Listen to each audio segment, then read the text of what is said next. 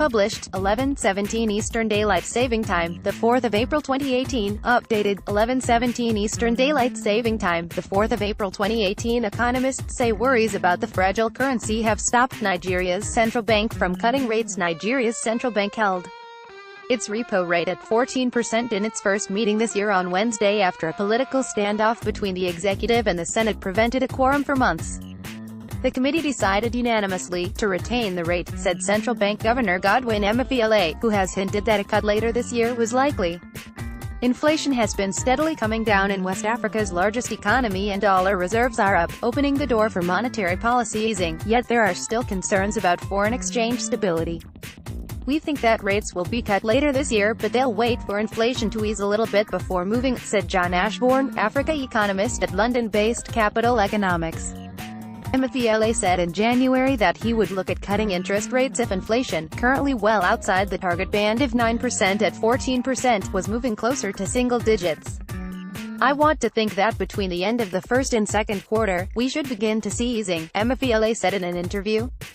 A cut would boost economic activity by encouraging spending and see Nigeria join policymakers in South Africa, Ghana and Kenya, who have all cut rates this year. I don't think they'll wait until the interest rate is back within target, said Ashbourne. He's been making statements that are quite dovish, so I think he's chomping at the bit to make a cut. Nigeria is recovering from its worst recession in 25 years after the 2014 crash in global oil prices. As a result, increased crude production and higher prices per barrel, Nigeria's economy expanded 0.8% in 2017, but growth in non-oil sectors remains tepid. Political dysfunction. Since its last meeting in November, several new members have joined the Monetary Policy Committee, and they were finally approved by the Senate at the end of March. In a spat typifying political dysfunction in Nigeria, the Senate refused to confirm the committee members in protest at President Muhammadu Buhari's earlier appointment of anti-graft head Ibrahim Magu. After being deadlocked for months, the Senate finally decided to do the right thing, according to a Senate source, and confirmed the new members. For now, the MPC remains concerned about the relative stickiness of food price inflation in Nigeria, notwithstanding weak demand, weak economic performance and weak credit growth, said Razi Akon, Africa economist at Standard Chartered Bank in a note.